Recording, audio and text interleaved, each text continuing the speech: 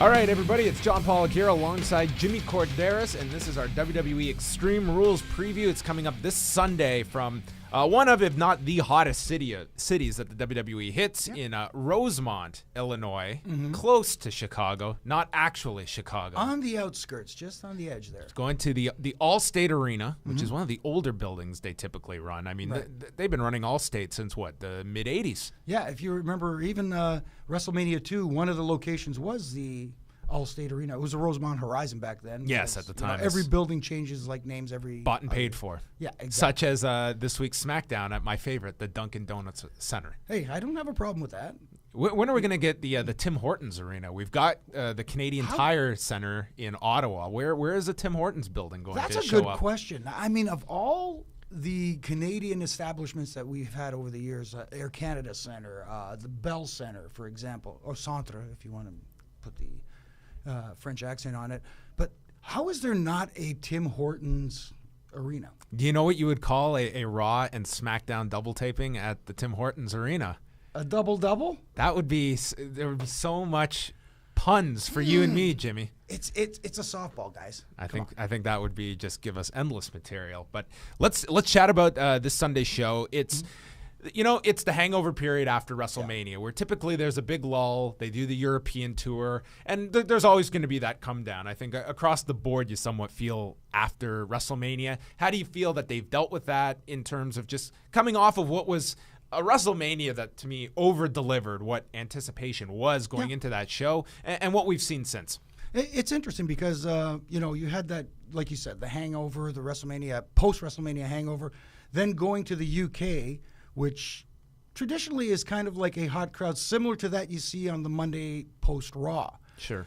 So obviously, guys like Fandango and those guys will get over a little bit. In the UK, of course, things will get back to normal when they hit Albany, but that's just my opinion. I don't think that's going to be anything. But I like the fact that they took some chances while they were in the UK. I think you guys touched on it on the Law this past weekend, where the John Cena Open Challenge and Wade Barrett being the guy to accept the challenge. It was kind of like embracing. The crowd is going to be anti-Cena over in the UK.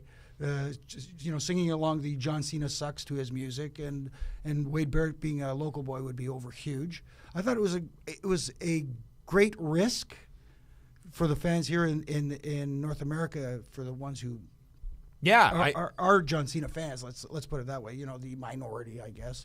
But I liked it. I thought it was different, and then they kind of embraced the audience they were performing in front of. Well, let's chat about what would have been two of the priorities clearly coming out of WrestleMania, and that is restoring the United States title and the Intercontinental title. And they've had mixed results with these two based on the circumstances. The positive, I think, has been John Cena. This has been something completely fresh. You're getting different matches every week with John Cena, quality matches on free television. They're building up now to the Russian chain match this coming weekend with Cena defending against Rusev. We can start there. It's been so refreshing, I think, to see John Cena in this light. It's helped the United States Championship, and people now view that as this big title that, by default, the entire roster is after. No, absolutely. I agree with you, John. I mean, look, those people who said, well, this is a step down for John Cena. It's not a step down for John Cena. This to step up for the U.S. title. For the U.S. title, absolutely. You have a 15-time world and WWE champion holding the United States Championship and holding it with honor. Obviously, he's clutching it close to him, so to speak. But it's also it's a twofold thing, that not only is the United States title elevated, it also frees up opportunity for the big title. Now that John Cena is not in the hunt for the WWE World Heavyweight Championship, that frees up people like Seth Rollins and whoever may be challenging after Randy Orton and stuff like that. So I love that John Cena is United States champion, but on the flip side, the Intercontinental Championship, in theory, Daniel Bryan as the Intercontinental Championship would have worked fine, but now we don't know his status. We are kind of up in the air with... we should preface that at the time of this recording, it's unknown what Daniel Bryan's status is going to be. Best case scenario, he's cleared. He can wrestle this Sunday against Bad News Barrett, which was the match they were promoting. Worst case scenario is he could be out indefinitely. We really don't know at this point. When you're talking about pre-existing neck injuries, you don't know where things are going to be and what timetable that's going to land into. But the larger question is these reoccurring neck issues for the guy, and if he's going to have more problems down the road, which I think it's inevitable given the style this guy works and has not slowed down at all since he's come back. It brings about a lot of questions in terms of the long-term viability of Daniel Bryan within this role where you're dealing with these issues. Absolutely, and it's a chance that that he may have to take more time off. We don't, like you said, we don't know what is going on with Daniel Bryan and his health issues right now. And Daniel Bryan is kind of like a throwback to the old school guys who, worked through the pain, worked through the hurt. But this is a different time and a different era with all the advances that they've made in educating themselves with injuries, not only in the WWE, but all sports across the board, whether it's concussion injuries, neck injuries, all that sort of stuff. Whatever you think of the WWE, they do kind of put the talent first. You saw it with Edge. They weren't going to clear him to ever wrestle again, and for his own benefit. And at least Edge, in his mind came to grips with it, and he's okay with it now. I mean, for a guy like Daniel Bryan, I can see it being a difficult process if he has to. Yeah, I'm not hoping he does. I hope he doesn't have to, but if he does have to, Well, this is someone that, he said during the months where he was out of action, and the idea that he would have to work a style where he would not be able to utilize certain things such as his arm, which he was just not getting full range of motion with. He was someone, I talked to him years and years ago back when he was with Ring of Honor, and one of the things he told me that was really fascinating was the fact that so many people have this idea of professional wrestling inside of this box, and he always tries to be able to take what we learn in this box, go outside of that box, do things that are very different. He's a very smart individual, and I think he was someone that if he was given the dilemma of having to change so many different things about his style, I think he would really relish that opportunity. But I think that there's also that expectation that I go out there and I have my key spots that everyone wants to see every single night. And we've seen examples in the past of guys who, they have broken their bodies based on just expectation and not kind of having that desire to really change things so drastically, which he may have to in a worst case is, looking at the long term of how long he can be doing this. This is a guy that's worked a very taxing style in his 15 years in this industry. Yeah, and like you said, altering your style a little bit to accommodate yourself and not having to give so much of your body.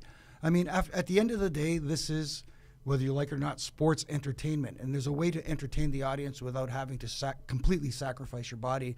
And maybe Daniel Bryan can just, like you said, tweak his style a little bit and figure out ways to do that. When it comes to Cena and Rusev, what kind of first of all, do you see this as the end to the feud on Sunday? Well, technically, this would be the rubber match. I guess they each hold a victory over each other, and I like the idea of a Russian chain match and the fact that we haven't seen one in ages. It actually was a chain built in Bulgaria, but it now resides in the chain. Its residence is in now Moscow. As long as it clears customs, it doesn't matter where it's from. But I like the idea of having the only criticism you're probably going to hear going into this match is with a match with the potential to have the violence that this type of match has. Does it need to have blood?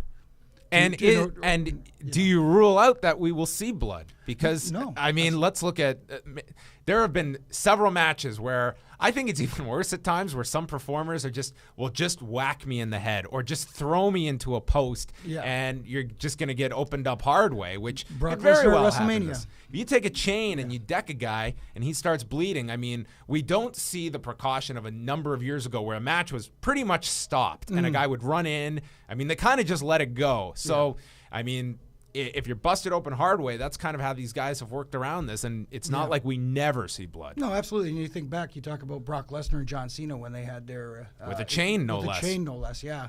At Extreme Rules. Speak of the devil. So the possibilities are there. Obviously, creatively, you can work around it by kind of keeping the chain away from the facial area. But even like whipping a guy across the back with the chain, there's always the potential of, opening a guy up on his back or wherever it may be. So It's kind of interesting that they would go this route with this type of match.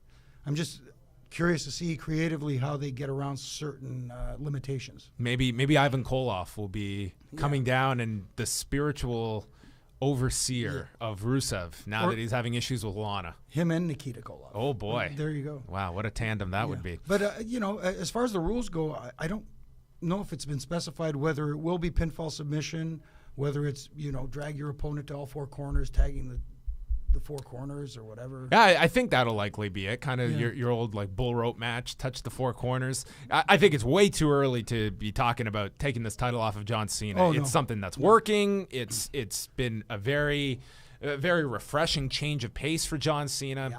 I like the idea of Cena just keeping the title and moving on after this. Here's how you keep Cena strong. I know it sounds a little hokey, but you get maybe Rusev has got Cena on his back, like kind of hung up, and Cena's kind of hanging there on the back. And as Rusev goes around to the first three corners and tags, as he turns to walk to the next corner, Cena right behind him tagging. So they're both at three. They go to the last corner. Here you go, some reverse dipsy-do, and Cena ends up winning. But Rusev still looks strong. Right. Main event is a steel cage match with the RKO banned from the match, with Randy Orton challenging Seth Rollins for the WWE title. They had a fantastic match at WrestleMania. I was very much looking forward to that one going in, and I thought it over-delivered. But you're taking away a lot of tools in this match. When you're in a cage match, automatically you've limited quite a lot that you can do. And you take out the RKO, which was what that whole match was built around at WrestleMania with the spectacular finish. I think the stipulations have kind of detracted from this match, but what do you think about the terms that they have put the rematch together with? I think they're okay to a certain extent, but I agree with you that they have kind of pigeonholed themselves with the stipulations that are added. The cage match, in theory, obviously to keep people out from interfering, but like that stopped people before. So I don't see. How many of these stips will be violated on Sunday, Jimmy? That's the question. Here's where I was going with this thing. Now that you mentioned stips being violated, obviously the RKO has been banned. And if you think back to a certain other individual, a Canadian superstar who is now retired, who had his finishing maneuver banned at one point, Edge, the spear was banned. I could foresee maybe a scenario where the referee becomes incapacitated somehow, because that never happens. Referees never get knocked out. But there's two referees in a cage match, so somebody has to take care of the guy at the door too. But at least, let's say both referees are out of the picture somehow. Orton hits an RKO. 1, 2, 3 appears to have won the WWE Championship as the referee miraculously comes to count the three. But then the authorities show up and say, well, the RKO was banned. That's certainly a possibility. Here, I'll go one further with you.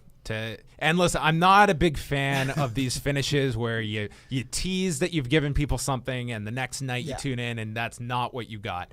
But one of the maneuvers that Seth Rollins has certainly incorporated into his arsenal over the past few months has been the Acai moonsault, which if you watch the way it's set up, it could very well where he sets it up and Orton simply is blocking the Acai DDT, where he basically does like a backflip and sets it up in the RKO position where Orton is simply blocking it, drops him as he's trying to block an offensive maneuver, Jimmy, and gets the pinfall. And then the next night you can do the retraction where it was technically the RKO that was used. Yes. But he has at least a logical defense that, hey, I was blocking a maneuver, the Acai DDT. Well, or as it's been known years ago, the what a maneuver. What a maneuver. What a maneuver. So many options you can go. Yeah. And then following this, based on what you and I are theorizing, that would lead to another match at Payback in May. And perhaps you could get a third match out of this feud, and Roman Reigns is, I think, somewhat in the on-deck circle for the world title program. You can get to that at some point before the summer as well. So that looks to be the title picture. As we move on down, we mentioned Roman Reigns. He's kind of in the rehab phase right now, coming out of WrestleMania, where, to be honest, I don't think he was quite damaged in that WrestleMania main event. No, I thought it was well laid out. Everyone looked strong in that outing. But he's got the big show, last man standing match, and this is a match that I think will surprise some people because it's going to be built around Roman Reigns doing some super feat of strength, and they're going to be given all the bells and whistles to do whatever they want in this match. Whatever is limiting with the cage match, last man standing, it's kind of the world's your oyster here of how they put this one together. Yeah, the doors and the windows are wide open in this one. And I don't mind it because the story being told is that Roman Reigns keeps coming back no matter what the Big Show dishes out to him. He keeps coming back. He won't stay down. Big Show keeps stay down. He won't stay down. I like the story being told. Big Show, again, I know I kind of wasn't on board with the fact that after WrestleMania, it's back to Big Show for Roman Reigns, because that's the guy he kind of went through to get to his match at WrestleMania. But at the same time, who else is there? That's the problem you have right now. If it wasn't Big Show, it would probably be Kane. Right. Kane, Sheamus, I don't think they wanted to put him in that role where he's just coming back and we're going to feed him to Roman right off the bat. Right. So that's kind of the limitations they have right now with this roster in terms of top-level main event heels, and Big Show is kind of in that default role. I think this is it, though, for this feud. I don't think you can get much more juice out of this one, pardon the pun, which we might see on Sunday. And then Sheamus and Dolph Ziggler, kiss my arse match, Jimmy. Yeah, and what was the line that Sheamus used? He's going to go to Taco Bell before the match for whatever, I guess he wants. Usually stipulations are added to enhance interest and really make you excited for something. This stipulation takes all of it away outside of what just a normal singles match would provide. Now, okay, this is really, really a little bit too much information, but if Sheamus does end up winning the match and he were to lower the back of his trunks, would there be any noticeable difference? Maybe that'll be the swerve, is that it's tanned. Yeah. See? You see this guy? I'm telling you. These are horrible ideas. I know, they are horrible. None of which I want to see on a pole. Make it to television. Arse on a pole match. How many kiss my ass matches have we had in WWE history? We had Owen and Austin at SummerSlam. Mm-hmm. I did the one with Rikishi and, oh man, was it Rikishi and Test? No, who was it? Albert and Rikishi. Maybe this is all being compiled for a future DVD release. There you go. Yeah, the Kiss My Arse DVD. Is this going to be a humiliating night for Sheamus, or will this be? I don't know where this is going. I don't know why this stipulation is attached to it. It doesn't fit any kind of story. I don't see why you would want to embarrass your heel or degrade Ziggler. I just think it's a dumb idea. I don't understand it either. I think it was just thrown in there just so they could use the term arse. Awesome. That's it. I think if you look in hindsight here, I mean, Dolph Ziggler is kind of just in this holding pattern, which he often finds himself in. I think this program could have much more benefited Neville coming in, and he was the one the whole idea is Sheamus picking on these little guys, and I think it could have been Ziggler in the setup role to get to the Neville who just wins week after week. It's the high flyer going against the bully at Extreme Rules, and it allows you kind of Neville to showcase a lot of his offense against your returning heel. I just think Neville needed this at this point, and he's kind of just being put on the back burner, and he was used as the setup piece here for Ziggler. The way I see Neville, really quickly, two things here. Dolph Ziggler, first of all, seems to be that guy that they know they can count on every night to have a good match and make everybody else look good.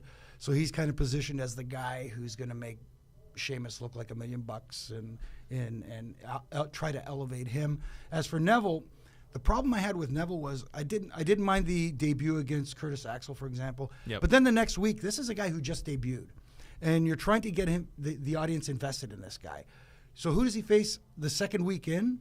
Is the World Heavyweight Champion who's only had the belt 8 days. Yeah. So a guy who hasn't established himself yet as a world champion versus a guy who hasn't established himself yet on the main roster.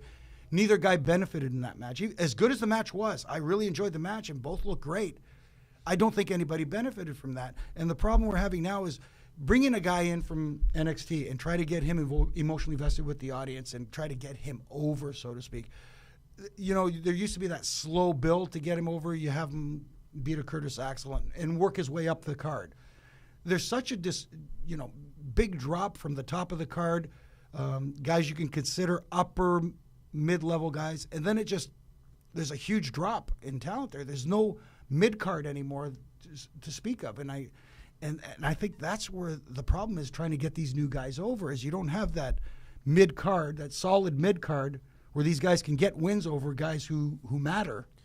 It feels like there is a major disconnect in, like, there needs to be a better bridge between NXT and WWE, and whether that is, you have your much smaller, condensed creative staff in NXT that's handling all of this talent. A lot of them are getting over organically in that environment, but it is a big jump to go to the main roster and a lot of eyeballs that have never seen these people at this point. And the whole reason that a lot of them have been held back in NXT is you don't want to just throw a bunch of them up and they all get lost in the shuffle. You want to have a plan in place, and it feels like there's a lot of examples. Adam Rose, Emma, and Neville's kind of falling into that, it feels like, and it's only been 3 weeks, but at the same time, kind of lost in the mix here where you want to have guys put onto the main roster with a reason and with people that I think have a background in what they've been doing in NXT, how they should be positioned, and it just seems that it's almost like being traded from one baseball team to another where you don't have those scouts that can really serve as that bridge, you know what I mean? Yeah. And I look at other talent in NXT, and there's some can't-miss prospects there, and you don't want to see them just get fumbled right out of the gate, and that's the first impression you give your audience. And you don't want to expect the same kind of reactions you're getting in NXT for these superstars. It's very different. It's a very different audience. They're catering to a different audience, and this is a different discussion for another day about NXT now expanding and probably going on the road, running house shows, or live events. Sorry. And how that might impact moving talent from NXT if it's suddenly a touring brand and it kind of graduates out of just being a developmental league at that point, and now it's becoming our own touring brand where we need star power to go on the road, and it becomes a more interesting way of how you're handling things and where talent goes from one to the other. Absolutely. But Extreme Rules is coming up this Sunday, Rosemont, Illinois, happening at the Allstate Arena. It's happening 8 o'clock p.m. Eastern. You can watch it on the WWE Network, or if you still do this thing called pay-per-view, which... What is that? It's something that these two boxers are going to be fighting on in a couple of weeks, and I think many people will be aware of what pay-per-view is on May the 2nd. I've heard of it. But it's coming up this Sunday night, Extreme Rules. Immediately afterwards, you can tune into Live Audio Wrestling, 11 Eastern. You can listen on TSN Radio, Sirius XM 167, and online at liveaudiowrestling.com. Myself and Jimmy will be back next week giving our thoughts on Extreme Rules.